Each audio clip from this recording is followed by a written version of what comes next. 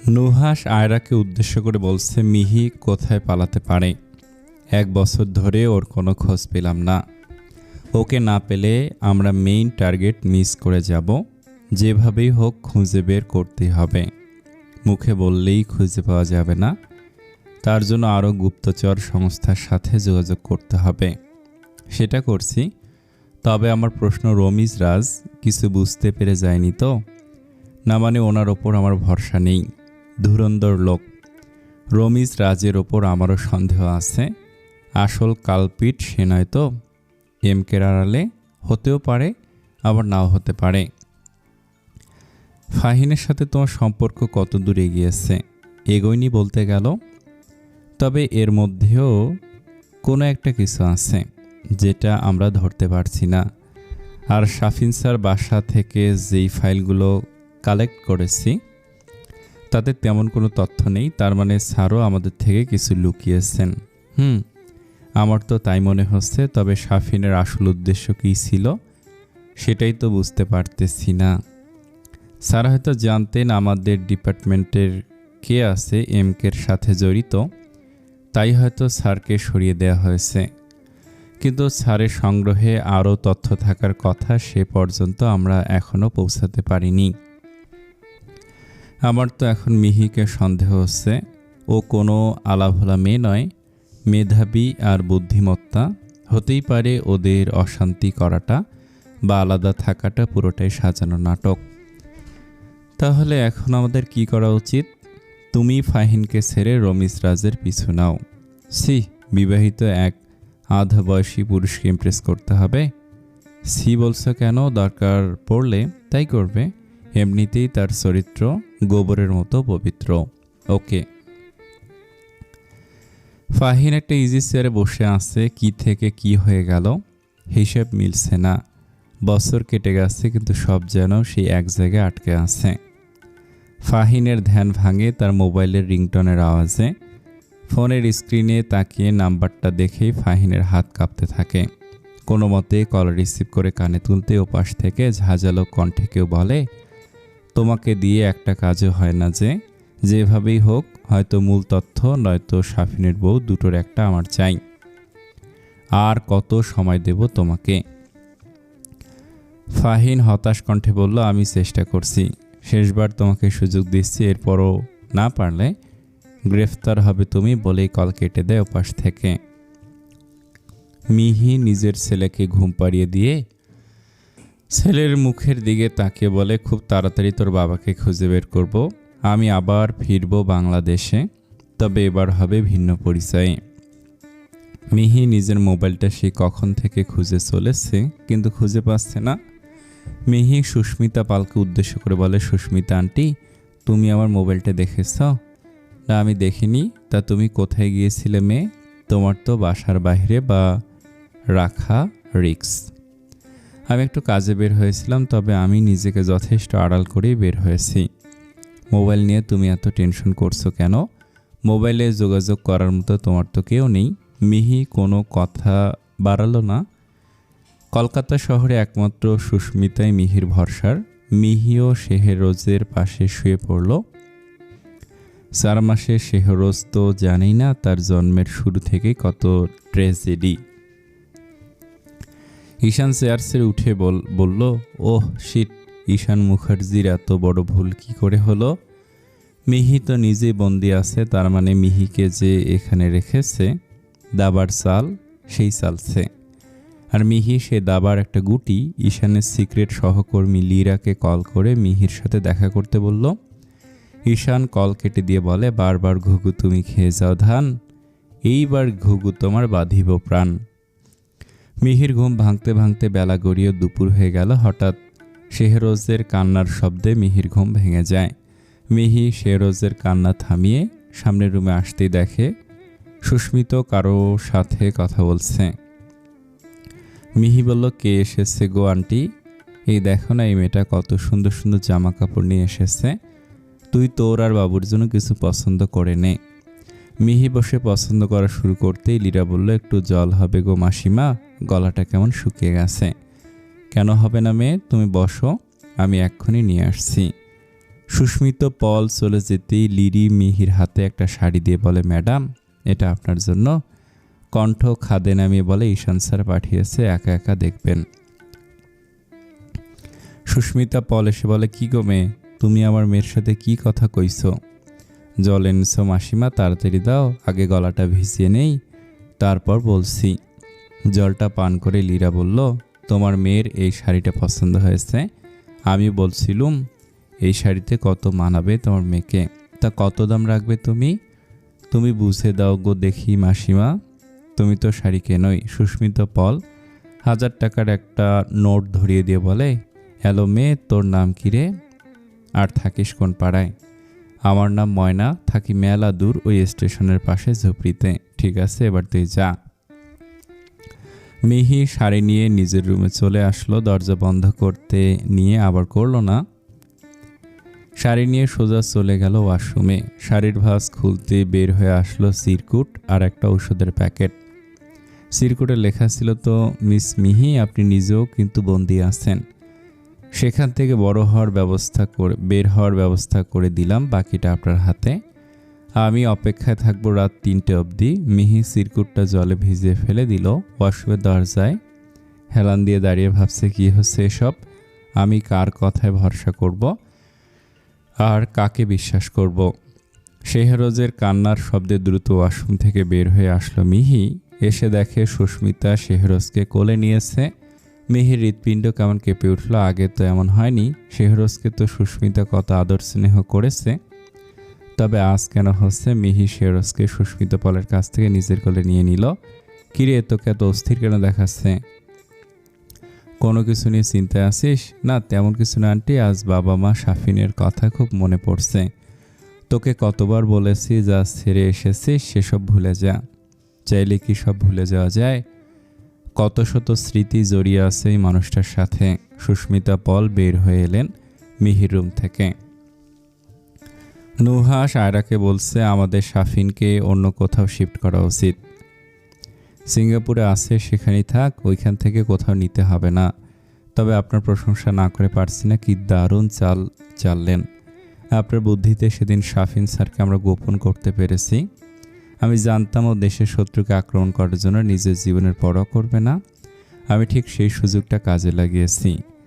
আপনি যখন আড়াল থেকে গুলি করছিলেন, আমি ভীষণ ঘাবড়ে গিয়েছিলাম। বোকামে, ঘাবড়ানোর কি আছে? আমি প্রথম গুলিটা করি সাফিনের মাথার ঠিক কাছাকাছি, দ্বিতীয় গুলি পায়ে, তৃতীয় গুলি হৃৎপিণ্ডের কাছাকাছি, যাতে একেবারে মরে না যায়। ওইখানে মর্গ থেকে এনে একটা লাশ রেখে সাফিনের ড্রেস পরিয়ে তার চেহারা থেতলে দিয়েছি, যাতে কেউ বুঝতে না পারে। আমি না হলে এত নিখুঁতভাবে কাজটা করতে পারতেন না, সেটা কষ্টকর হতো আমার জন্য। তবে মিহিকে একবার ওই লাশটা দেখানো উচিত ছিল। এসব কথা মনে করে কী লাভ? তবে আমি আশ্চর্য হয়েছি আপনার কাজে নিজের প্রাণপ্রিয় বন্ধুর সাথে এত বড় বেইমানি। ভার্সিটি লাইফ থেকে ওর জন্য আমি ভালো কিছু পাইনি। প্রথমে আমার থেকে মিহিকে কেড়ে নিয়েছে, তারপর যখনই চাকরির সুযোগ এলো তখন ও আমার উপরস্থ কর্মকর্তা আর আমি ওর সহকারী। আমি সুযোগ খুঁজেছিলাম। ও যখনই কেসের তদন্ত করে তখন আমি ইচ্ছে করে এমন ভীতি ওর মতে সৃষ্টি করেছি, যাতে মিহির সাথে ওর সম্পর্ক শেষ হয়ে যায়। সব কিছুতেই দিন শেষে সাকসেস আমার হয়েছে। চাইলে মিহিকেও আমার বানাতে পারতাম, তবে মেয়েটা বড্ড বেশি বোঝে, পালিয়ে চলে গেল। আপনি এখন মিহি ম্যামকে ভালোবাসেন? না, এখনও আমার জেদ, কারণ ভালোবাসেনি। এসব কথা রাখো, কাজের কাজ করো। আর রমিজ রাজ বাসায় একা থাকবে, তার পুরো ফ্যামিলি কোথাও বেরোতে গেছে। এই সুযোগ তুমি কাজে লাগাও। আপনি কি করে জানলেন? আমি তোমার মতো মাথা মোটা না, এই সামান্য সংবাদ আমি রাখবো না। এবার যাও, নিজের কাজে লেগে পড়ো। আর হ্যাঁ, অবশ্যই ঘুমের ঔষধ সাথে রাখবে, যদি নিজের সম্মান রক্ষা করতে চাও তো। বাকি তোমার ইচ্ছে। আর হ্যাঁ, যাওয়ার আগে এলিজাকে বলো সাফিনকে তার বাসায় নিয়ে রাখতে, আমি টাকা পাঠাচ্ছি। অলরেডি সাফিনের পিছনে অনেক টাকা খরচ হয়ে গেছে, আরও টাকা নষ্ট করা বোকামি। ভুলে যাচ্ছ কেন? সাফিনের জন্য যত টাকা ইনকাম হয়েছে তার 4 ভাগের 1 ভাগও টাকাও এখনও খরচ হয়নি। কিন্তু সব হিরে তো আমরা বিক্রি করতে পারিনি। পারেনি তার মানে এমন না পারবো না। সিঙ্গাপুর যে ডিল করব আরশের সাথে 100 কোটি টাকার ডিল, এত টাকা একেবারে আনতে গেলে সমস্যা হবে। সেটা আমি বুঝবো, তুমি 30% পাবে, তোমারটা তুমি বুঝে পেলেই তো হলো। সব বুঝলাম, কিন্তু শাফিন স্যারকে বাঁচিয়ে কেন রেখেছেন? তোমার মোটা মাথায় সেটা ঢুকবে না। যখন এই হীরের বেচাকেনার কোন তথ্য ফাঁস হবে তখন সবাই দেখবে শাফিনকে, তাহলে আসল অপরাধী হবে শাফিন। সিঙ্গাপুরে বাড়ি ওর নামে সাধে কিনিনি, ব্যাংকে মোটা অঙ্কের টাকা আর সিঙ্গাপুরের বিলাসবহুল বাড়ি, সবার দৃষ্টিতে অপরাধী হবে শাফিন। এমকে আমাদের ছেড়ে দেবে? সে আমাদের পর্যন্ত পৌঁছাতে পারবে না, কারণ আমরা সেই সুযোগ দেব না। তবে মিহিকে আমাদের চাই।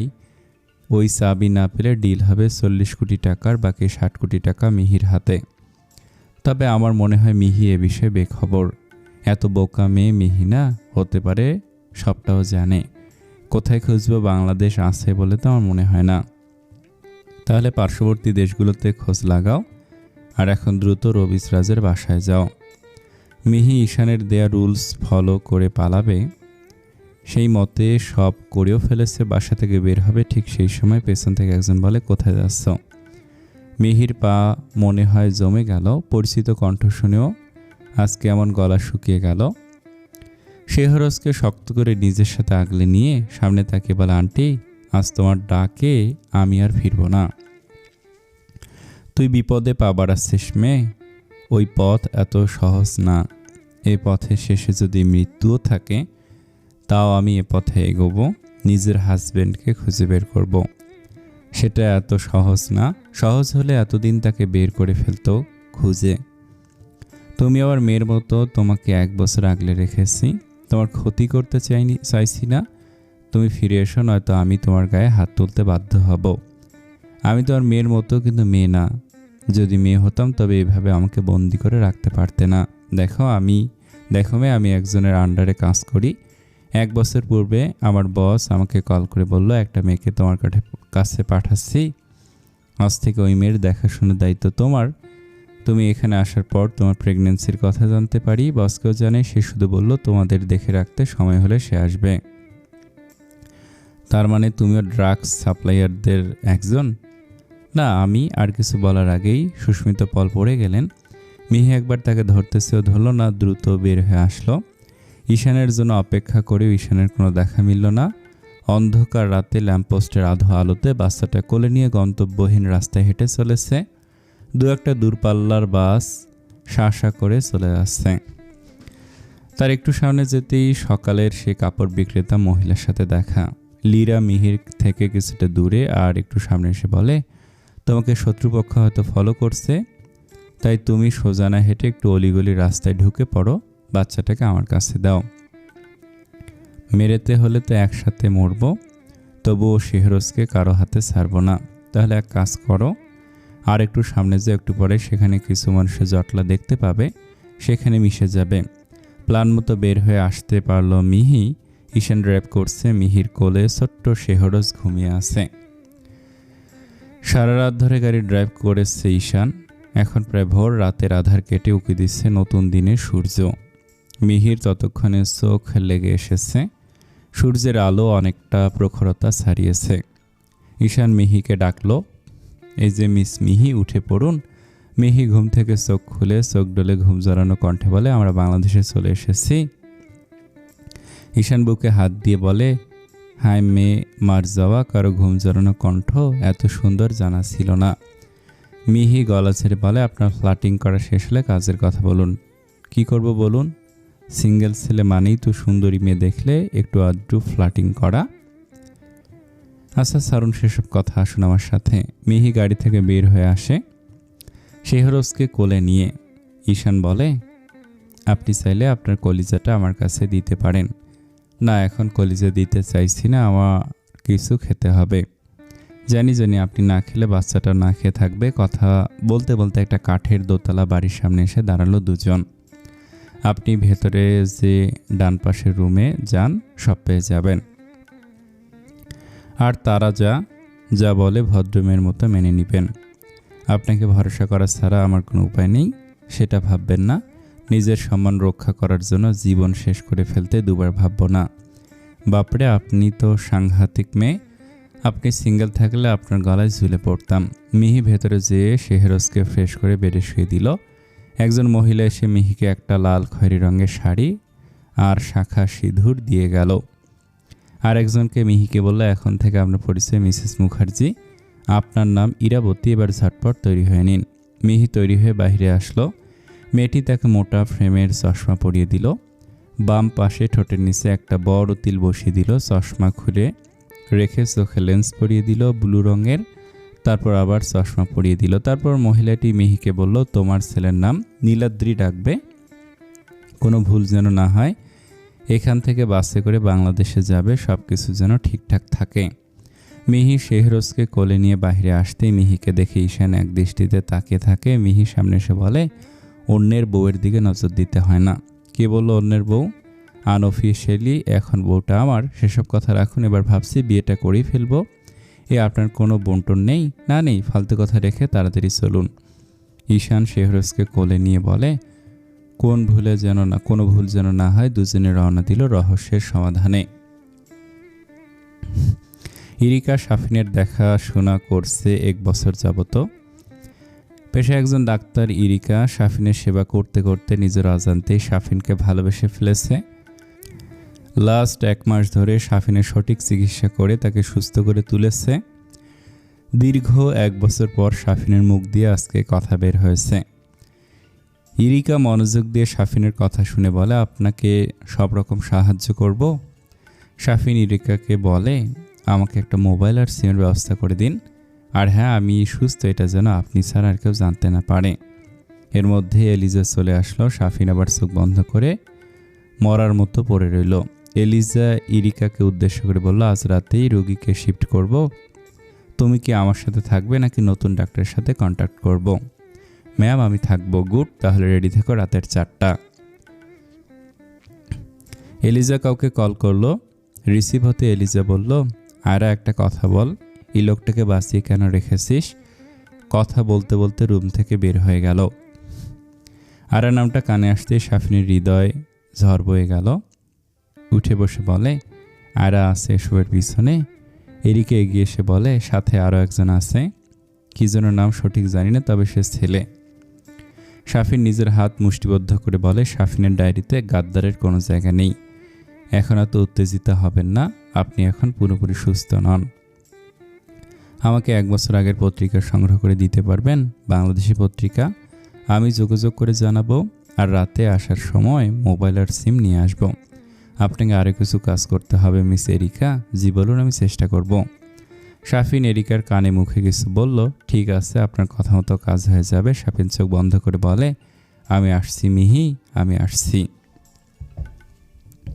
আয়রা নুহাসকে বলল, আপনার কথা মতো রাতে গেলাম রমিজ রাজের বাসায়।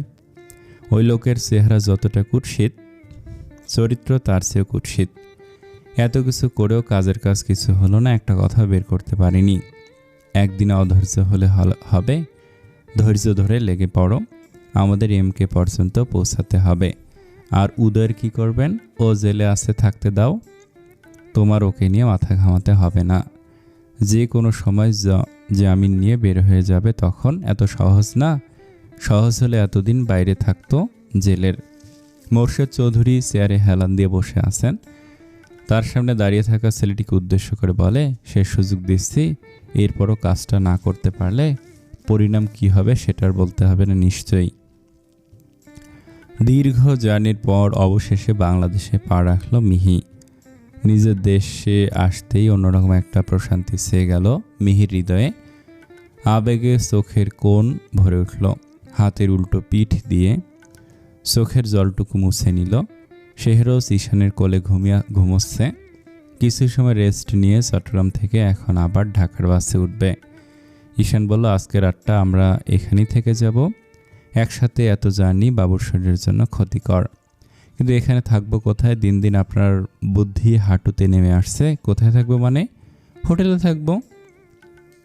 আমি আপনার সাথে হোটেলে থাকবো? কিছুতেই না। এজন্যই বলে মেয়েদের মাথায় গোবর পোড়া থাকে। আরে ডাবল রুম নেব। এবার আসুন। আর হ্যাঁ, অন্যদের সামনে আপনি না, তুমি বলবেন।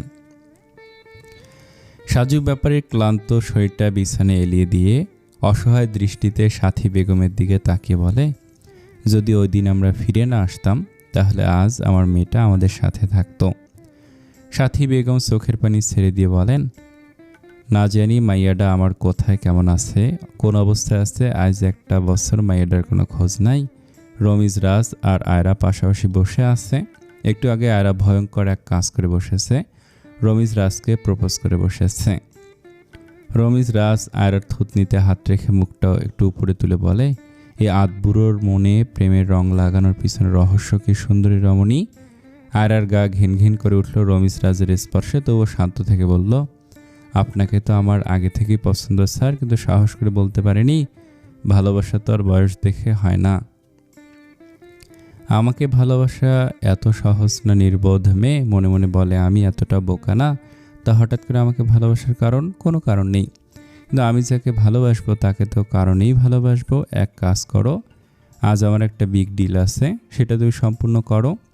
আয়রার চোখে মুখে খুশির ঝলক প্রকাশ পেল। আয়রা বুঝে অবুঝের মতো বলল, ডিল কিসের ডিল? অতটা অবুঝ তুমি নাও। তাই এসব ন্যাকামি বাদ দিয়ে সোজা চলে যাবে পাওয়ার হাউস। মনে রেখো এসব কাজের রিস্ক আছে, যদি পুলিশ ইনফরমেশন পাও তাহলে নিজেকে পুলিশ বলে পরিচয় দেবে। আর হ্যাঁ, মাথায় রেখো ওটা কিন্তু ভিন্ন থানা, তাই নিজেকে সিক্রেট অফিসার হিসেবে পরিচয় দেবে। যদি কাজটা ঠিকঠাক করতে পারো তাহলে তোমার ভালোবাসার উত্তরে ভালোবাসা আর না হয় সেসব মরিচিকা। মিহিকে হোটেল রুমে রেখে বাহির থেকে দরজা লক করে চলে গেছে ঈশান। যাওয়ার সময় বলে গেছে, আপনার একটা ভুল স্টেপ আপনার বেবির মৃত্যুর কারণ হতে পারে। সেই ভয়ে মিহি চুপচাপ বসে আছে। কয়েকবার টেলিফোনে সামনে যেও ফিরে এসেছে। ঈশান হোটেল থেকে বের হয়ে আসলো চট্টগ্রাম আন্তর্জাতিক বিমানবন্দরে। সেখান থেকে বিমানে করে ঢাকা আসলো। আজ রাতের ডিলের ব্যাপারে ইনফরমেশন আছে ঈশানের কাছে। মূলত এমকে মাফিয়া সাম্রাজ্যের কিং, ভারত বাংলাদেশ সব বড় বড় চোরা কারবারিতে তার হাত রয়েছে। ঈশানের কাঁধে রয়েছে এমকে ধরার দায়িত্ব। তাই সহজে ঈশান মিহির প্রস্তাবে রাজি হয়েছে। রাত প্রায় 9টা পার হয়েছে। ঈশান গার্ডের ছন্দবেশে আগেই পৌঁছে গেছে পাওয়ার হাউস। অপেক্ষার প্রহর গুনছে সঠিক সময়ের। আরা নুহাসকে বলছে, আচ্ছা কোনোভাবে রমিজরাজ এমকে নয় তো? হতেও পারে, আবার না হওয়ার সম্ভাবনা বেশি, কারণ একজন মাফিয়া ডন রমিজরাজের মতো কেউ হতে পারে না। তাও ঠিক কথা বলেছেন, চেহারাটা কেমন বিদঘুটে। তুমি কি ঠিক মতো কাজটা করতে পারবে? ভরসা নেই নাকি? এত বড় বড় কাজ করে ফেললাম, আর এটা তো সাধারণ কাজ। কনফিডেন্স ভালো, তবে ওভার কনফিডেন্স ভালো না, বি কেয়ারফুল। আর হ্যাঁ, সব কটার চেহারা ভালো করে দেখে আসবে। এরা পাওয়ার হাউসের উদ্দেশ্যে রওনা দিল। এরিকা শাফিনের সামনে বেশ কিছু পত্রিকা রেখে বলে, আপনার মৃত্যুর দিন থেকে 1 মাসের পত্রিকা সংগ্রহ করতে পেরেছি। শাফিন পত্রিকার পাতা উল্টাচ্ছে আর অবাক হচ্ছে। কত সুন্দর নির্মমভাবে একজন জীবিত মানুষকে মৃত্যু বানিয়ে দিয়েছে। আরও কিছু পত্রিকা ঘাটতে চোখ আটকে গেল একটা সংবাদে, মিহির নিখোঁজ সংবাদ।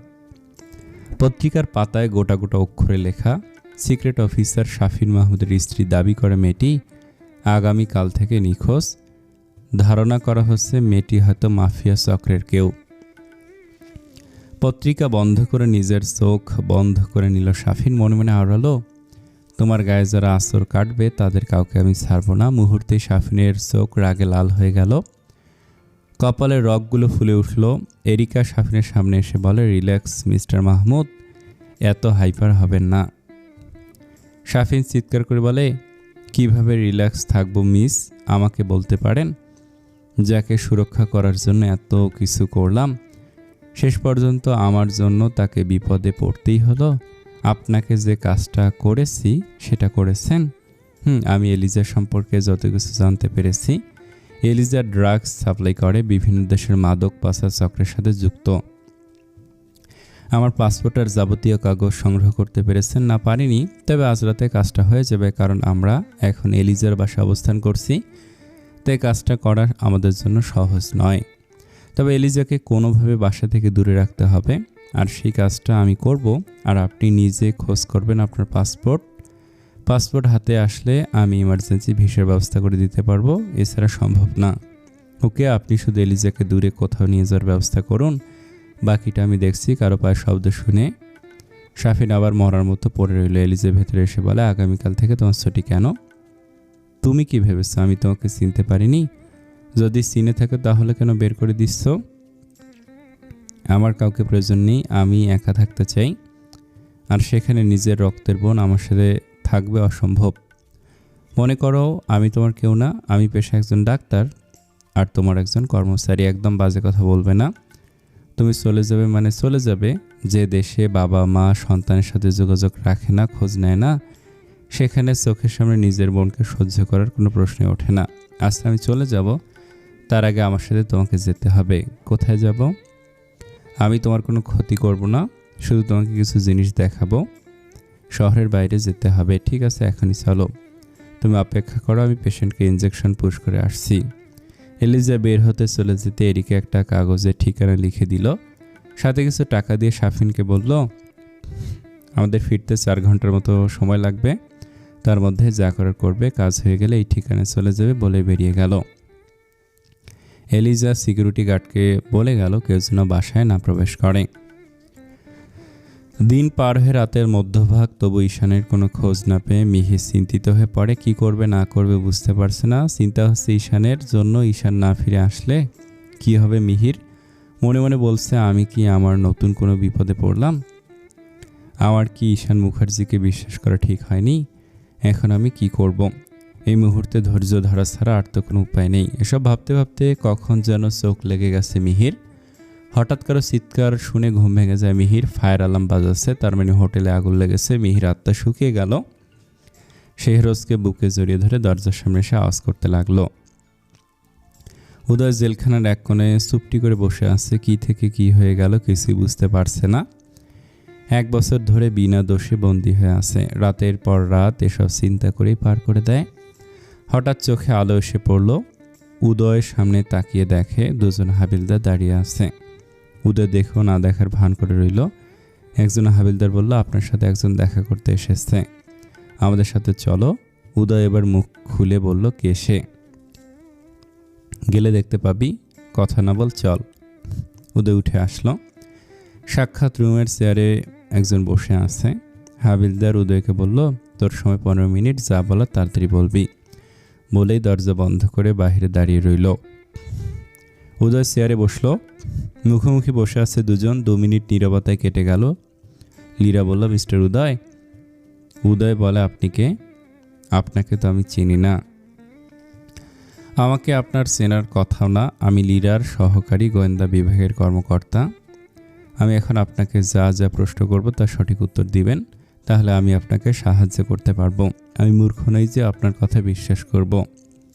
লীরা নিজের পকেট থেকে একটা কার্ড বের করে উদয়কে দেখাল। উদয় বলে, আপনি ভারতীয় গোয়েন্দা সংস্থার লোক। আসতে বলুন, এখন যেন কেউ এটা জানতে না পারে। এটা বলুন, আপনাকে গ্রেফতার করার রিজন কী ছিল? আমি নিজেও জানি না। বরাবরের মতো অফিস থেকে ফিরে রান্না করে খাবার খেয়ে রেস্ট করছিলাম। কখন যেন চোখ লেগে গেছে, বুঝতে পারিনি। ঘুম ভাঙে, ফোনের রিংটনের আওয়াজ দেয়। আমি ফোন রিসিভ করতে একজন বলে, শাফিনকে বাঁচাতে চাইলে এখনই চলে আসো, ঠিকানা টেক্সট করে দিচ্ছি। আমি দ্রুত উঠে মুখে পানি দিয়ে ওয়ালেট নিয়ে চলে গেলাম। রাত তখন আনুমানিক 2টো বাজে। আমার বাইক নিয়ে চলে গেলাম সেখানে। দাঁড়িয়ে সেই নম্বরে কল করছিলাম। এর মধ্যেই পুলিশ আমাকে চারদিক থেকে ঘেরাও করে। একজন অফিসার আমার দিকে বন্দুক তাক করে রাখে, আর দুজন এসে আমাকে ধরে রাখে। তারপর ওরা আমার সাথে কি করেছে আমার মনে নেই। যখন চোখ খুলেছি তখন নিজেকে জেলখানার 4 দেয়ালে বন্দি পেয়েছি। কারো কাছে জানতে চাইনি কেন গ্রেফতার করা হলো আপনাকে। কেউ কিছু বলেনি, শুধু একজন বলেছিল আমি নাকি ড্রাগস সাপ্লায়ার। তার প্রমাণ নাকি শাফিন ওদেরকে দিয়ে গেছে, তাই আমাকে গ্রেফতার করেছে। সে আমার জন্য কিছু করতে পারবে না, সবটা নাকি এখন সরকারের হাতে। পরে আমাকে আদালতে হাজির করা হলো, সেখান থেকে 3 দিনের রিমান্ড মঞ্জুর করা হলো। এই তো আছি। জানি না শাফিন আমার সাথে এটা কেন করলো, কি ক্ষতি করেছিলাম ওর। আপনাকে শাফিন কিছু করেনি। আর কিছু বলবে তার আগে হাবিলদার বলল, আপনাদের টাইম ওভার। লীরা উদয়কে উদ্দেশ্য করে বলল, চিন্তা করবেন না, খুব তাড়াতাড়ি আবার দেখা হচ্ছে আমাদের। তখন আপনি এই 14 শিকের বাইরে থাকবেন। উদয় কিছু সময় বোকার মতো তাকিয়ে রইল লিরার চলে যাওয়ার পথে। এরিকা চলে যেতেই শাফিন নিজের কাজ শুরু করে দেয়। ঘরের সব আলমারি কাভার তন্ন তন্ন করে খুঁজেও কিছু পেল না। আশেপাশে যত ডেস্ক ছিল সেগুলো ডয়ারে ভালো করে চেক করলো, কিছুই পেল না। ফ্লোরে হাঁটু গেড়ে বসে মাথায় হাত দিয়ে মাথা নিচু করে রেখেছে। তখন চোখ গেল বেডের নিচে কেমন একটা দরজার মতো। শাফিন বেডটা টেনে অন্য পাশে সরিয়ে রাখলো। সত্যি সত্যি একটা দরজা তালাবদ্ধ। এখন কি করবে? হাতের কাছে ভারী কিছু নেই যা দিয়ে তালা ভাঙা যায়। অনেক খোঁজাখুঁজি করে একটা প্লাস্টিক জাতীয় কিছু পেয়ে সেটা আগুনে পুড়ে নিয়ে কোনোভাবে তালা খুলে ফেলল।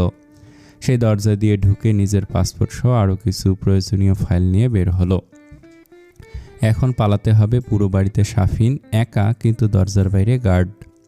শাফিন সব কিছু রেডি করে সোজা চলে আসলো ছাদে। তবে দুঃখের ব্যাপার হলো এখানে একটা বাড়ির মাঝে অন্য বাড়ির বেশ দূরত্ব। কিছু সময় ছাদে বসে ভাবতে লাগলো কি করা যায়। চট করে মাথায় একটা বুদ্ধি আসলো। শাফিন আবার নিচে চলে আসলো। গার্ডদের পর্যবেক্ষণ করে সোজা চলে গেল ছাদে। বাড়িটা 8 তলা। এতটুকু বেয়ে নামা কোনো ব্যাপার না, তবে অপেক্ষা করতে হবে গভীর রাতের। কিন্তু হাতে তো মাত্র সময় আছে 25 মিনিট। শাফিন ছাদে বসে ফোন দিয়ে আটতে লাগলো কীভাবে পালাবে। নুহাশ পুলিশ স্টেশন আসতেই শুনতে পেল আজ উদয়ের সাথে কেউ দেখা করতে এসেছিল। বিচলিত হয়ে উদয়ের ছেলে এসে উদয়কে জড়িয়ে ধরে বলে, তার মানে মিহি বেঁচে আছে তাই তো? নুহাশের কথা না বুঝতে পেরে উদয় বলল, সেটা আমি কি করে বলবো? সেটা তো তুই বলতে পারবি মিহি বেঁচে আছে নাকি মরে গেছে। তোর সাথে কে দেখা করতে এসেছিল? আমার গার্লফ্রেন্ড লিজা। তোর গার্লফ্রেন্ড আসলো কোথা থেকে? আগে তো কখনো বলিসনি। ছিল আগে থেকেই, তুই জানিস না? ও গ্রামের মেয়ে তো তাই। তা গ্রামের মেয়ে প্যান্ট আর লেডিস টি শার্ট পরে বুঝি? না পরে না, তবে লিজা আমার জন্য পরে এসেছে, যাকে ওকে সবাই মডার্ন ভাবে। নুহাশ আর কথা না বাড়িয়ে বলে, তোকে বের করার অনেক চেষ্টা করছি, কিন্তু বুঝতেই তো পারছিস কাজটা এত সহজ না। উদয় নুহাশের দিকে তাকিয়ে বলে, অন্তরে বিষ আর মুখে সরলতা, তার চেয়ে অধিক ভালো প্রকাশ্যে শত্রুতা। জানিস তো কথাটা। এভাবে কেন বলছিস? মনে আসলো তাই বললাম। নুহাশ চলে গেল। চেহারায় তার চিন্তার ভাস। তার মানে কি উদয় আমাকে সন্দেহ করছে? আর মেয়েটাই বা কে? হুট করে কোথা থেকে আসলো? খোঁজ নিতে হবে। একবার যখন এসেছে আবার আসবে। মিহির আওয়াজ কারো কান অবধি পৌঁছালো না। ঘরের মধ্যে ধোঁয়া ছড়িয়ে পড়ছে। শেহরোজ কাশি দিতে লাগলো। মিহিও কাশছে। আবারও আসলো দরজার সামনে। দরজায় বাড়ি দিতে লাগলো। ফলাফল শূন্য। কিন্তু এখন কোন মানুষের আওয়াজ পাওয়া যাচ্ছে না কোনো। রুমের মধ্যে ধোঁয়া বাড়তে লাগলো। মিহি শেহরোজকে সোফার পর রেখে বিছানার চাদর তুলে এনে দরজার নিচে দিয়ে রাখলো যাতে ধোঁয়া না আসতে পারে। শেহরোজকে কোলে নিয়ে বারান্দায় চলে আসলো। এই মুহূর্তে কি করবে বুঝতে পারছে না মিহি। কিছু সময় বারান্দায় দাঁড়িয়ে থেকে আবার রুমে আসলো। রুমে আসতেই দেখে দরজার সামনে চাদরটা আগুন লেগে গেছে। মিহি বুঝতে পারছে না কি হচ্ছে এসব। এবার উপায় না পেয়ে টেলিফোন নিয়ে নিচে রিসিপশনে কল করলো। দুবার রিং হওয়ার পর রিসিভ হলো। মিহি ব্যস্ত কণ্ঠে বলল, রুম নাম্বার 425, আমরা আটকে পড়েছি, আমাদেরকে উদ্ধার করুন। রিসিপশনে থাকা মেয়েটা বলল, ম্যাম আপনার কি সমস্যা হচ্ছে বলুন, আমরা ঠিক করে দিচ্ছি। মিহি রাগী কণ্ঠে বলল, কি সমস্যা হচ্ছে মানে? হোটেলে আগুন লেগে গেল, তাড়াতাড়ি আমাদের উদ্ধার করার ব্যবস্থা করুন। ম্যাম আপনি সব কি বলছেন? হোটেলে আগুন আসলো কোথা থেকে? কেন? একটু আগেই তো ফায়ার অ্যালার্ম বাজলো, সাথে মানুষের চিৎকারের আওয়াজ। কথা বলতে বলতে শ্বাস বন্ধ হয়ে যাচ্ছে মিহির। মিহি কোনো মতে বলল, তাড়াতাড়ি আসুন। শেহরোজের অবস্থাও খারাপ হয়ে গেল। চোখ মুখ লাল হয়ে গেছে। আবার চলে আসলো বারান্দায়। দরজা বন্ধ করে জোরে জোরে নিঃশ্বাস নিতে লাগলো। ফুটফুটে শিশুর মুখটা কেমন মলিন হয়ে গেছে। মিহি শেহরোজের দিকে তাকিয়ে বলে, আমি থাকতে তোর কিছু হবে না বাবা। নিজের মুখ শেহরোজের মুখের কাছে নিয়ে শেহরোজকে শ্বাস দিতে লাগলো। চাদরে আগুন লাগাতে এবার সত্যি সত্যি ফায়ার অ্যালার্ম বেজে উঠল।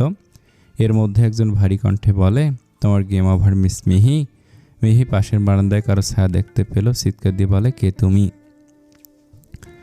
রাতের প্রায় মধ্যভাগ। এতক্ষণে এলিজা আর এরিকা হয়তো ফিরে এসেছে। সব জায়গায় খোঁজ করেছে শাফিনের। সেই সুযোগ কাজে লাগিয়ে নিচে নেমে এসেছে শাফিন। হেঁটে কিছুটা দূরে চলে আসলো। কোনো যানবাহন চোখে পড়ছে না। এই রাতে যানবাহন পাওয়ার কথাও না।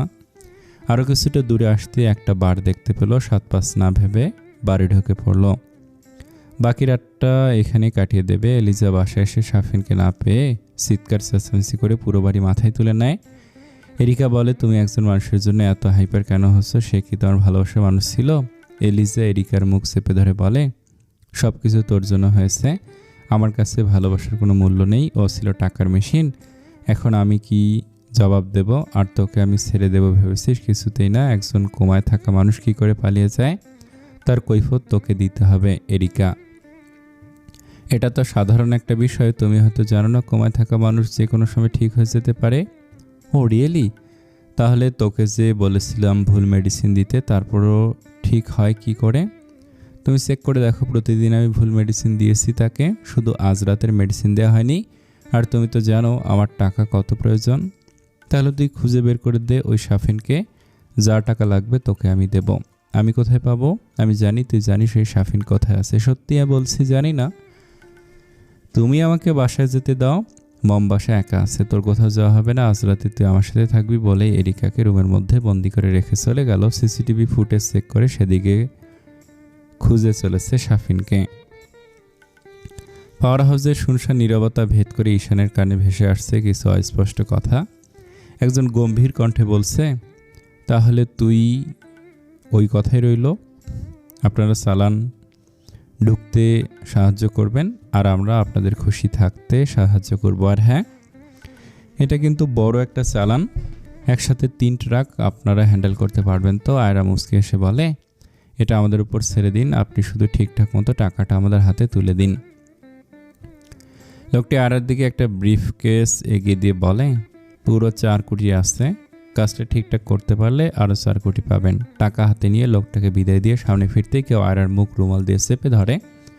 2 মিনিটে আয়রা অবচেতন হয়ে পড়ল। ঈশান আয়রাকে কোলে তুলে এনে গাড়িতে রেখে মনের সুখে ড্রাইভ করছে। আয়রার মাথাটা নিজের কাঁধে এমনভাবে রাখলো দেখে মনে হবে হাজব্যান্ড ওয়াইফ গাড়িতে স্লো মোশনে রোমান্টিক গান ছেড়ে রিল্যাক্সে ড্রাইভ করছে। কাঙ্ক্ষিত স্থানে পৌঁছে আয়রাকে একটা রুমের মধ্যে রেখে হাত দুটো তালাবদ্ধ করে রেখে অন্য রুমে এসে একটা সিগারেট ধরালো। নিকোটিনের ধোঁয়া ছাড়তে ছাড়তে কল করল লীরাকে। রিসিভ করে লীরা আতঙ্কিত কণ্ঠে বলল, স্যার, মিহি ম্যামের বিপদ। আপনি আমি কেউ নেই, এখন কে বাঁচাবে মিহি ম্যামকে? ঈশান কল কেটে বলে, ও শিট, আমি আবার ভুল করলাম। সাথে সাথে হোটেলে থাকা ঈশানের সহচারীকে কল করলো। ওপাশ থেকে রিং হয়ে কেটে যাচ্ছে। বেশ কিছু সময় পর রিসিভ হতে ঈশান একজনের অট্টহাসি শুনতে পেল। ঈশান বুঝতে পারল লোকটা শত্রুপক্ষের, তাই কাট গলায় বলল, নিজের লাভের জন্য কোনো মেয়েকে ডাল বানায় কাপড়ের সারা।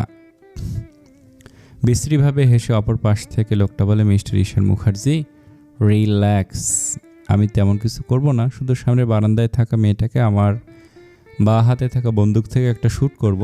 কাপুরুষ হই আর সুপুরুষ হই, শত্রুর দুর্বলতার খোঁজ ঠিক রাখি। সো মিস্টার লুজার মুখার্জি, সকালে আপনার প্রিয়তমার লাশটা বুঝে নেবেন। ঈশান হা হা করে হেসে উঠল। ঈশানের হাসি শুনে লোকটি বলল, মাথা ঠিক আছে মিস্টার মুখার্জি, নিজের স্ত্রীর মৃত্যুর কথা শুনে কেউ এভাবে হাসে? তো আপনার কি মনে হয় মিস্টার ঈশান মুখার্জি বিবাহিত? যাকে মারার প্ল্যানিং করেছেন, না সে আমার ওয়াইফ আর না আমার গার্লফ্রেন্ড, সো তাকে মারলো আমার কি? তার মানে কি? রিসিপশনে তো হাজব্যান্ড ওয়াইফ লেখা, আমি নিজের চোখে দেখেছি। চোখের দেখা সব সত্যি কি হয়? বাই দ্য ওয়ে, আপনার নামটা জানতে পারি? হাশেম নওয়াজ। ঈশান হেসে বলে, আরে এমকের সামসিকা নাকি? ঈশান কথার তালে হাশেমকে আটকে রাখার চেষ্টা করছে। ঈশানের কাজ শেষ হতে ঈশান বলে, তোরা যদি চলিস পাতায় পাতায়, তবে আমি চলি পাতার শিরায় শিরায়, বলে খট করে কল কেটে দিল। হাশেম নওয়াজ সামনে তাকিয়ে দেখে বারান্দায় কেউ নেই। রাগে হাতের মোবাইলটা ছুঁড়ে ফেলে দিল। কেটে গেল একটা বিভৎস রাত। ভোরের মিষ্টি রোদ চোখে পড়তে পিট করে চোখ খুলল মিহি। তার পাশে ঘুমিয়ে আছে শেহরজের কপালে ছোট্ট একটা পাপ্পি দিয়ে উঠে ফ্রেশ হয়ে নিল। জানালার পর্দা সরিয়ে বাইরে দৃষ্টি রাখল। সূর্যের আলো তখন মাত্র তার আলো বিলাতে শুরু করেছে। মিহি সেই নব আলোর দিকে তাকিয়ে মনে মনে বলে, কবে সব অন্ধকার দূর হয়ে আমার জীবনে আসবে এক নব আলো? কবে সব দ্রুত ঘুষিয়ে আমার প্রিয় মানুষটার সাথে বাঁধবো আমার ঘর? ভাবনার মাঝেই কানে আসলো শেহরজের কান্নার শব্দ। মিহি দ্রুত শেহরজকে কোলে তুলে বলে, ওলে আমার বাবা, তা কাঁদে না।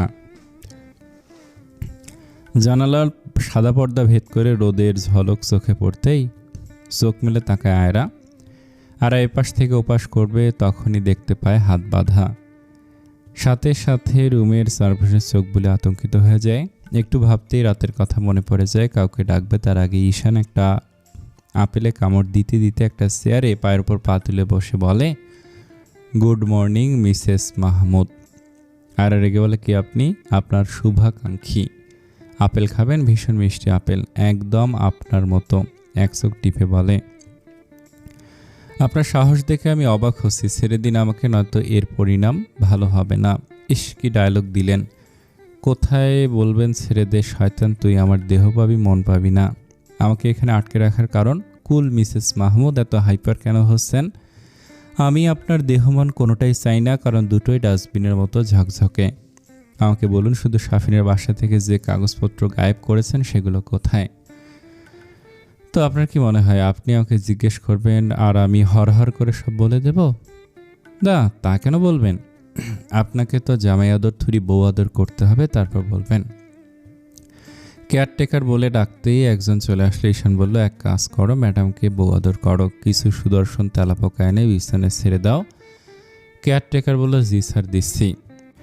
ঈশান আয়রার দিকে তাকিয়ে বলে, এবার শান্তিতে সুদর্শন তেলাপোকার সাথে বাসা সেরে ফেলুন, টাটা।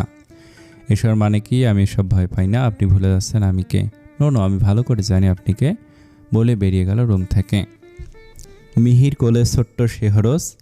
মিহি শেহরজের দিকে তাকিয়ে আগামীকাল রাতের কথা ভাবছে।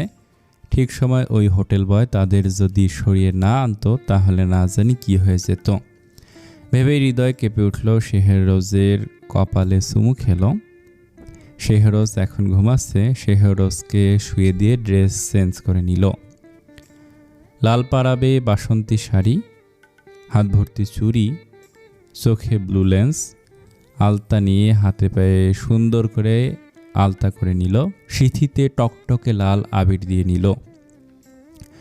চোখে মোটা ফ্রেমের চশমা, যে কেউ মিহিকে দেখলে এখন নববধূ মনে করবে। মিহি বাইরে এসে লীরাকে বলে, আমি তৈরি, চলো। লীরা মিহিকে দেখে বলে, তোমাকে দেখে তো এখন কেউ চিনতে পারবে না, আজ মুসলিম তো কল্পনা করবে না। আজ থেকে তুমি হলে মিসেস ইরাবতী মুখার্জি। চলো বৌদি, আমাদের লক্ষ্যে নেমে পড়ি। মিহি শেহরজকে কোলে নিয়ে লীরার সাথে বের হলো। দু চোখ বন্ধ করে বলে, আল্লাহ তুমি আমাকে ক্ষমা করে দিও, আমার আর কোনো রাস্তা ছিল না, তুমি আমাকে সাহায্য করো যাতে তাড়াতাড়ি এই নাটকের ইতি টানতে পারি। লীরা বলল, এখন আমরা যাব সরকারি কোয়ার্টারে, সেখানে তুমি ঈশান মুখার্জির ওয়াইফ আর আমি তার বোন। এখন থেকে কিন্তু আমাদের সতর্ক থাকতে হবে, কোনোভাবে ধরা পড়লে চলবে না। মাঠে যখন নেমেই পড়েছি, এই খেলা শেষ দেখে ছাড়ব। তোমার আর শাফিনের বিয়ের কোনো প্রমাণ নেই, মানে ম্যারেজ সার্টিফিকেট থাকবে না কেন? আছে, কারণ আমরা পরিবারের বিরুদ্ধে যে রেজিস্ট্রি ম্যারেজ করেছিলাম। Wow, that's good. তাহলে কাজটা সহজ হবে। কী কাজ? দেখো। তার মানে আয়রা যে কাগজগুলো দেখিয়েছে সেটা নকল, আর তোমার আসল কাগজটা বের করে আয়রার বিরুদ্ধে কেস ফাইল করা যাবে। যেভাবে তোমার নামে কেস করেছে ঠিক সেভাবে। তুমি ওই কাগজ কোথায় রেখেছিলে? আমার বাসার ক্যাবিনেটে। কোন কাজে অফিসে রেজিস্ট্রি করেছিলে? মতিঝিল। ওইখান থেকে কাগজ নতুন করে তুলতে হবে, তারপর দেখো ওদের চালে কি করে ওদেরকে নাচাই। রাত পার করলো বাড়ে। রাত শেষ হয়ে এখন দিনের শুরু। এখন কোথায় যাবে? এরিকার দেয়া ঠিকানায় নাকি অন্য কোথাও? কিছু সময় ভেবে চিনতে সোজা চলে গেল এরিকার দেয়া ঠিকানায়। সেখানে যে দেখা হলো এক মধ্যবয়স্ক মহিলার সাথে। শাফিন তার হাতে থাকা কাগজটা মহিলার হাতে সামনে ধরল। মহিলাটি শাফিনকে একটা রুমে নিয়ে গেল। শাফিনকে উদ্দেশ্য করে গম্ভীর কণ্ঠে বলল, এই রুম থেকে বের হবে না এরিকার ফিরে আসা অবধি। আমি তোমার জন্য খাবার নিয়ে আসছি। শাফিন বেডে হেলান দিয়ে বসে পড়ল। চোখ বন্ধ করতে মিহির চেহারাটা ভেসে উঠল। সাথে সাথে চোখ মেলে তাকালো। আশেপাশে তাকিয়ে কিছু খুঁজতে লাগলো। তখন মহিলাটি শাফিনের খাবার নিয়ে আসলো। শাফিনকে কিছু খুঁজতে দেখে বলে, কিছু প্রয়োজন হলে আমাকে বলো। আপনার মোবাইলটা দেওয়া যাবে? মহিলাটি নিজের মোবাইলটা বাড়িয়ে দিল। শাফিন মোবাইলটা নিতেই সে চলে গেল। মোবাইল নিয়ে প্রথম সে মিহির নাম্বারে কল করলো। রিং হচ্ছে, একবার দুবার তিনবার এমন করে কয়েকবার কল করলো। কোনো লাভ হলো না। ওপাশ থেকে ফোন রিসিভ হচ্ছে না। হতাশ হলো শাফিন। এবার কল করলো উদয়কে। উদয়ের ফোন বন্ধ বলছে। একবার ভাবলো কল করবে নুহাসকে, পরে আবার ভাবলো ও যদি আয়রার সাথে মিলে থাকে তাহলে বিপদ বাড়বে। নিজের ফেসবুক অ্যাকাউন্ট লগ ইন করতে যেও করলো না, মোবাইল রেখে দিল, বিষণ্ণতা ঘিরে ধরলো। মনে মনে বলছে, তুমি যদি আজও আমার অপেক্ষায় আসো নাকি অন্য কোনো ঠিকানা খুঁজে নিয়েছো? তুমি কি ভালো আছো প্রিয়তমা? চোখ দুটো ভরে উঠল। শত ঝামেলার পরেও একবার মিহির চেহারা দেখে নিলে কেমন শান্তি লাগতো। আজ সে শান্তিটুকু নেই। ঈশান পায়ের পর পা তুলে বসে আছে, সার্ভেন্টের হাতে এক প্যাকেট তেলাপোকা। ঈশান আয়রার দিকে তাকিয়ে বলে, মিস আয়রা প্রস্তুত তো তেলাপোকার সাথে বাসর করার জন্য? আপনি এসব বলবেন আর আমি ভয় পেয়ে যাব? না, তা কেন পাবেন? আপনার জন্য হ্যান্ডসাম তেলাপোকার সুদর্শন ইঁদুরের ব্যবস্থা আছে তো। ঈশান সার্ভেন্টকে ইশারা করতে সার্ভেন্ট কিছু তেলাপোকা ছেড়ে দিল। আয়রা তেলাপোকা দেখে ভয় চিৎকার করে বলে, এগুলো সরিয়ে ফেলুন। কেন? আপনি তো এদের ভয় পান না? তাহলে সমস্যা কোথায়? একটু রোমান্স করুন এদের সাথে, আমি দেখি আপনি কত সাহসী। তেলাপোকা আয়রার শরীরে বিভিন্ন জায়গায় বিচরণ করতে লাগলো। আয়রা চোখ বন্ধ করে সহ্য করতে লাগলো। ঈশান সার্ভেন্টকে ইশারা করতে সার্ভেন্ট কিছু ইঁদুর এনে ছেড়ে দিল। এবার আয়রা নিজেকে আর সংযত করতে পারল না, চিৎকার করে বলে, এগুলো সরিয়ে ফেলুন, আমি বলছি। ঈশান সার্ভেন্টকে ইশারা করতে সার্ভেন্ট সেগুলো নিয়ে গেল। ঈশান আয়রাকে উদ্দেশ্য করে বলে, জানতাম আপনি খালি মুখে কথা বলবেন না, তাই তো আপনার আদর যত্ন করার সামান্য একটু ব্যবস্থা করলাম। এবার আরও আদর যত্ন না চাইলে বলে ফেলুন। আর খানিকটা সময় নিয়ে বলে, পানি দিন আমাকে। আপনি কি আবার বউ নাকি যে চাইলে পেয়ে যাবেন? আগে উত্তর পরে পানি। আপনার মতো মানুষ আমি দ্বিতীয় দেখিনি। একজন শত্রুকেও পানি চাইলে কেউ মানা করে না। ও হ্যালো, আপনি আমার স্পেশাল অতিথি, তাই আপনার জন্য স্পেশাল ট্রিট। কথা না ঘুরিয়ে সোজাসাপটা উত্তর দিন। সেগুলো সব নুহাসের কাছে। আপ্যায়ন কম হয়ে গেছে তাই তো? আচ্ছা, আরও বিশেষ ব্যবস্থা আছে। কুকুরের কলিজা ভুনা আর টিকটিকির বিরিয়ানি। এমন উদ্ভট খাবারের নাম শুনেই আয়রার বমি আসলো। ঈশান বলে, আপনি হয়তো বুঝে গেছেন আমি ফাঁকা আওয়াজ দেই না, যেটা করি সেটাই বলি। এবার বাকিটা আপনার ইচ্ছে। কিছু ডকুমেন্টস নুহাসের কাছে, বাকিগুলো আমার বাসার স্টোর রুমের আলমারির লকারে। বাসার অ্যাড্রেস আর লকারের চাবি দিন। আপনি কি করে খুঁজে পাবেন? আমাকে সাথে নিয়ে চলুন। গভীর জলের মাছ আমি, তাই আমাকে বোকা বানানোর চেষ্টা করবেন না। যতটুকু বলছি ততটুকু করুন। আর অ্যাড্রেস আর চাবির সন্ধান দিয়ে দিল। ঈশান আয়রার সামনে ঝুঁকে বলে, বাই দ্য ওয়ে, আপনার চোখগুলো নর্দমার মতো সুন্দর। মানে চোখ সুন্দর, তবে দৃষ্টিতে আবর্জনা। নুহাস আর রমিজ রাজ একসাথে বসে আছে। দুজনের চেহারায় চিন্তার ভাস। আয়রার মতো বিচক্ষণ একজনকে কেউ কি করে গুম করে দিল? নুহাস বলল, আমাদের লোকরা সবাইকে ঘুমিয়েছিল, আয়রা একা গিয়েছিল। নুহাস হাততালি দিয়ে বলে, বাহ বাহ মিস্টার রমিজ রাজ, এই বুদ্ধি নিয়ে আপনি এমকের সাথে টক্কর নিতে চান? রমিজ রাজ উঠে বলে, গেলে আয়রা গেছে, আমার টাকা তো চাইনি। মানে? ওইখানে শুধু শো অফ করার জন্য টাকা ছিল, সর্বোচ্চ 1 কোটি হবে, আবার এর চেয়েও কমও হতে পারে। তবে আয়রার সিগনেচারের পর পুরো টাকা আমার অ্যাকাউন্টে জমা হবে। তাই এত কালো টাকার হিসেব দেবেন কিভাবে? সেসব তোমাকে ভাবতে হবে না। তুমি বরং আয়রাকে খুঁজে বের করো। যদি একবার মুখ খুলে তাহলে তুমি আমি দুজনে ফেঁসে যাব। সবটা হয়েছে আপনার জন্য। আমাদের একজন কেউ আয়রার সাথে থাকলে আর এত বড় দুর্ঘটনা হতো না। বাচ্চা মেয়েটা নাকি আমাকে ভালোবাসে, তাই ভালোবাসার পরীক্ষা নিলাম। আর হ্যাঁ, যখন তখন আমাকে কল করবে না। যাও এখন। নুহাস বের হয়ে আসলো। রাস্তায় গাড়ি থামিয়ে রেখে কিছু ভাবছে। এর মধ্যেই চোখ গেল ফাহিনের দিকে। ফাহিনের হাতে কিছু প্যাকেট। এদিক সেদিক তাকিয়ে ফাহিন গাড়িতে বসলো। নুহাস ও ফাহিনকে ফলো করতে লাগলো। ফাহিন এবার বহুতল ভবনের সামনে গাড়ি পার্ক করে রেখে সামনে এগিয়ে গেল।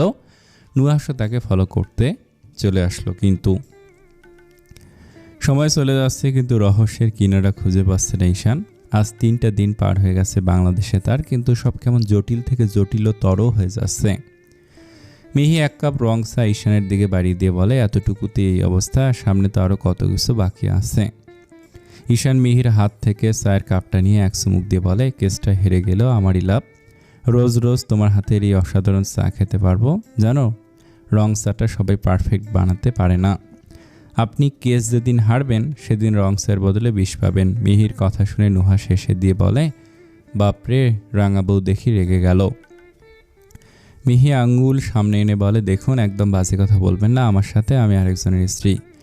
সুন্দরী মেয়েরা রেগে গেলে তাদেরকে ভয়ঙ্কর সুন্দরী লাগে, তবে সুন্দরী মেয়েরা বোকা হয় সেটা শুনেছিলাম, আজ প্রমাণ পেলাম।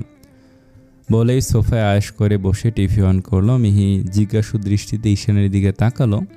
পর মুহূর্তে টিভির দিকে দৃষ্টি নিক্ষেপ করলো, যেখানে একজন সংবাদ পাঠ করছেন। সিক্রেট অফিসার শাফিন মাহমুদের মিথ্যে স্ত্রীর পরিচয় দিয়ে এসেছেন তার সহকর্মী অফিসার আয়রা। আজ সোমবার বিকেলে তার নিজ বাসা থেকে তাকে গ্রেফতার করেছে ডিবি পুলিশ। জানা যায় কোনোভাবে আয়রা হয়তো মাফিয়া চক্রের সাথে যুক্ত আছে। অফিসার শাফিন মাহমুদের স্ত্রী মার্শিয়া জাহান মিহিকে গুম করার পিছনে হয়তো তারই হাত আছে। সে বিষয়ে তদন্ত শুরু হবে খুব শীঘ্রই। আয়রাকে কিছু মহিলা পুলিশ নিয়ে যাচ্ছে। মিহিও সোফায় বসে পড়ল। মিহির অজান্তে মিহির চোখ থেকে অশ্রু গড়িয়ে পড়ছে। সেদিন প্রমাণ করতে ব্যর্থ ছিল মিহি, আজ সব সামনে। সে চাইলে বুক ফুলিয়ে নিজেকে শাফিনের স্ত্রী হিসেবে পরিচয় দিতে পারবে। ঈশান চায়ের কাপে শেষ চুমুক দিয়ে বলে, আর এক কাপ রং চা হবে ম্যাডাম। ঈশানের দুর্বলতা মানেই আদা, লেবু আর তুলসী পাতা দিয়ে 1 কাপ ধোয়া ওঠা রং চা। মিহি বলে, হবে না কেন, এক্ষুনি এনে দিচ্ছি, তবে তুলসী পাতা এই মুহূর্তে নেই। এ আপনারা মেয়ে মানুষরা এক জটিল সমীকরণ, কখন রেগে যান আর কখন আনন্দিত হন বুঝতেই পারি না।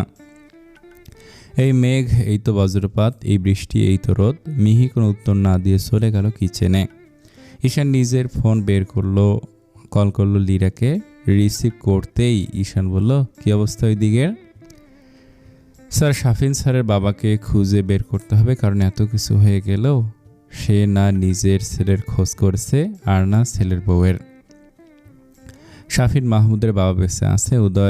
আমি উদয়ের মোবাইলের ল্যাপটপ ঘেটে তা তো বুঝতেই পারলাম। এক কাজ করো, আজকে আবার যাও উদয়ের সাথে দেখা করতে। আর হ্যাঁ, উদয়ের জামিনের ব্যবস্থা করেছি স্যার। মিহি চা এগিয়ে দিয়ে বলে, আপনার চরিত্র ঘোলের মতো হলেও আপনার কাজ হীরের মতো।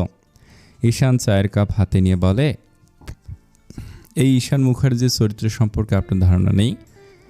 যেদিন ধারণা হবে সেদিন 2 লাইনেই ঈশানের চরিত্রের বর্ণনা করতে পারবেন না। মিহি মৃদুস্বরে বলল, ধন্যবাদ আমাকে সাহায্য করার জন্য। ধন্যবাদ দিতে হবে না, ঈশান নিজের বেনিফিট ছাড়া কোনো কাজ করে না। সেসব কথা ছাড়ুন, এবার এটা বলুন, আপনার শ্বশুরবাড়িতে কে কে ছিল? শ্বশুরবাড়ি বলতে সেটা বলে দিতে হবে? না মানে আমি বলতে চাইছি শ্বশুর বাড়ির মানুষ বলতে শাফিন একাই ছিল কেন? আপনার শ্বশুর শাশুড়ি বা ফ্যামিলিতে আর কেউ ছিল না?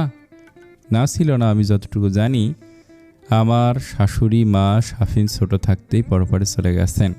আর শ্বশুর? কখনো শ্বশুর সম্পর্কে কোনো কথা জানতে পারিনি। শাফিনের কাছে তার বাবার কথা জিজ্ঞেস করলে বলতো, আমি ছাড়া পৃথিবীতে আপন কেউ নেই, এটা জেনে তুমি আমাকে আপন করতে পারো, আর ইচ্ছে হলে রিজেক্ট করতে পারো। সব সময় এড়িয়ে যেত, তাই আমিও কিছু জানতে চাইতাম না। তার মানে আপনি জানেন না আপনার শ্বশুর আছে? মানে শাফিন মাহমুদের বাবা জীবিত আছেন। সে জীবিত থাকলে কোথায় আছে এখন? সেটা তো আমার প্রশ্ন। তবে এতটুকু জানতে পেরেছি সে বাংলাদেশে নেই। তাহলে কি সে আমেরিকায় আছে? এটা কেন মনে হচ্ছে? কারণ শাফিন ভার্সিটির লাইফ বাংলাদেশে কাটিয়েছে, এর আগে আমেরিকায় ছিল। আর কিছু জানেন আপনি? না, তেমন কিছু জানি না। তবে কি? শাফিন আমাকে 3টা চাবি দিয়েছিল, বলেছিল সময় মতো কাজে লাগবে। তবে সেগুলো কিসের চাবি আমি জানি না, আর জিজ্ঞেস করলে বলতো না। তা 2 বছর সংসার জীবনে ঘোড়ার ঘাস কেটেছেন, একদম বাজে কথা বলবেন না। আমি কি তখন জানতাম নাকি আমার অগোচরে এত কিছু হচ্ছে? আমি তো সারাদিন ভেবে যেতাম শাফিন এভাবে বদলে কেন যাচ্ছে। আচ্ছা, আজ আপনি আর আমি আপনাদের বাসায় যাব, মনে রাখবেন অন্যদের সামনে তুমি করে বলবেন। নুহাসের সামনে চেয়ারে হাত পা বাঁধা অবস্থায় পড়ে আছে ফাহিন। সেদিন ফাহিনকে নিয়ে এসে আটকে রেখেছে। তবে এত কিছুর পরেও ফাহিনের মুখ থেকে কোনো কথা বের করতে পারেনি। নুহাস 1 জগ পানি এনে ফাহিনের মুখে ছুঁড়ে মারে। ফাহিন নিভু নিভু চোখে তাকায়।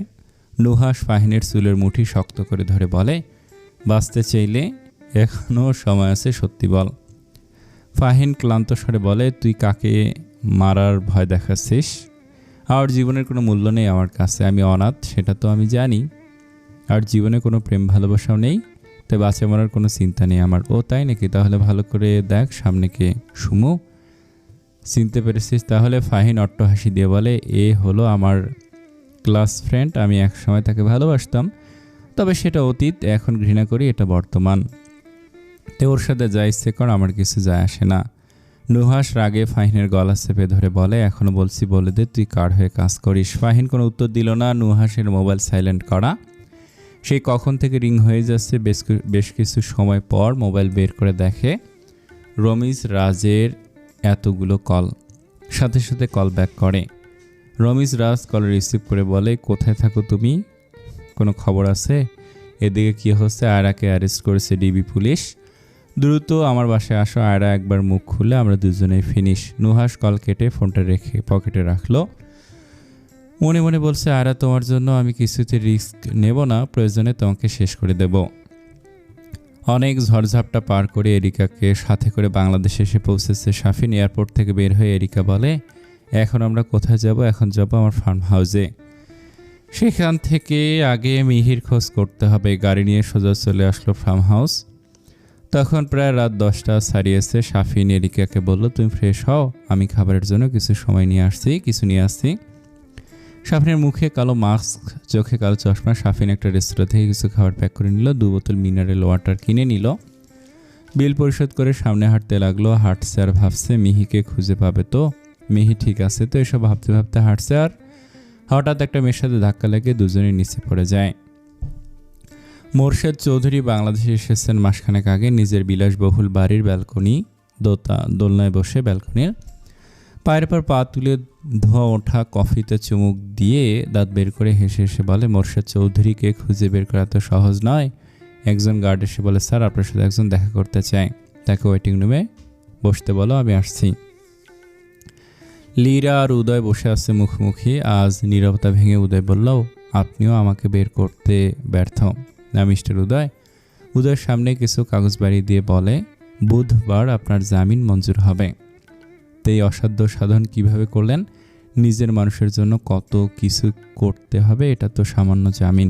নিজের মানুষ মানে সব কথার মানে খুঁজতে নেই, মানে ছাড়াও অনেক কথা থাকে। যাকে সেসব কথা ছাড়া আচ্ছা, শাফিন স্যারের বাবার কোনো ছবি আপনার কাছে আছে? না, ছবি নেই। কখনো তাকে দেখেছেন? একবার দেখেছিলাম, তবে তখন সে মাস্ক পরা ছিল। আপনার সাথে তো আর এত কিসের কথা হতো? আমার কাছ থেকে শাফিনের খোঁজ নিত। আপনার কাছ থেকে কেন? শাফিনের স্যারের খোঁজ তার কাছ থেকে কেন নিতেন না? আপনি এমন গোয়েন্দা সংস্থার লোকেদের মতো প্রশ্ন করছেন কেন? কারণ আমি একজন গোয়েন্দা বিভাগের কর্মকর্তা, তাই ঠিকঠাক উত্তর দিন। সঠিক জানি না, শুধু জানি ওদের বাপ ছেলের মধ্যে সম্পর্ক ভালো ছিল না। শাফিন ওর বাবার সাথে সেরকম যোগাযোগ রাখতো না, তবে ওর বাবা প্রতি মাসে ওকে মোটা অঙ্কের টাকা দিত হাত খরচ হিসাবে। তাতে আপনার কি লাভ? তিনি আমাকে প্রতি মাসে বেতন দিত। তার মানে ফোন নাম্বার ও অ্যাড্রেস কিছু আছে? তার হোয়াটসঅ্যাপ নাম্বার আছে আমার মোবাইলে, সেটা তো বন্ধ, তাহলে জানি না। লীরা উঠে চলে যেতে নিল। উদয় ডেকে বলে, আপনাকে আগে কোথাও দেখেছি। জীবন বড় অদ্ভুত। চোখের সামনে থেকে অনেক কিছু ধোঁয়াশা। আর কিছু না বলে চলে গেল। উদয় বোকার মতো তাকিয়ে আছে লীরার দিকে। কি বলে গেল মেয়েটা? নুহাস রমিজ রাজের অফিসে বসে আছে, মাথা তার নিচের দিকে। রমিজ রাজ বলল, এভাবে মাথা নিচু করে রাখলে কি সমস্যার সমাধান হবে? মাথা উঠিয়ে ভাবো কি করা যায়। আগামীকাল আদালতে উঠবে কেস। যদি আয়রাকে রিমান্ডে দেয় তাহলে তো আমরা শেষ। আপনি কিছু করুন, আপনি একজন ডিসি। এখানেই তো সমস্যা। চাইলেও সব করতে পারবো না, তবে সহযোগিতা করতে পারবো, তুমি কাজ করবে। সেটা কি রকম? আয়রাকে কোনোভাবে একটা ইনজেকশন পুশ করে প্যারালাইজড করে দাও। পুলিশি হেফাজতে সেটা কি করে সম্ভব? আমরাই রক্ষক আর আমরাই ভক্ষক, বুঝতে পেরেছ? সেসব তো ঠিক আছে, কিন্তু ওকে রেখেছে অন্য ছেলে। আমাদের ছেলে থাকলে না হয় কাজটা করা যেত। এখনও করা যাবে। ওই থানার ওসির সাথে যোগাযোগ করো, টাকা থাকলে সব হবে। ওকে স্যার, আমি ব্যবস্থা করছি। ভুলেও কোথাও আমার নাম নেবে না। নুহাস চলে গেল। রমিজ রাজ মনে মনে বলছে, মেয়েটা দেখতে সুন্দরী ছিল, তবে কপাল খারাপ। আয়রা জেলের 14 শিকের মধ্যে বন্দি। এতদিন কতজনকে এখানে বন্দি করেছে, কখনো ভাবেনি সেখানে নিজেকেও আসতে হবে। একপাশে বসে পড়ল আয়রা। একজন মহিলা উঠে এসে বলে, দেখলি তো আল্লাহর বিচার আছে, বিনা দোষে আমার এই 4 দেয়ালের মধ্যে বন্দি করে রেখেছিল, আজ নিজ বন্দি। আয়রা মহিলার চেহারার দিকে ভালো করে দৃষ্টি দিয়ে দেখল।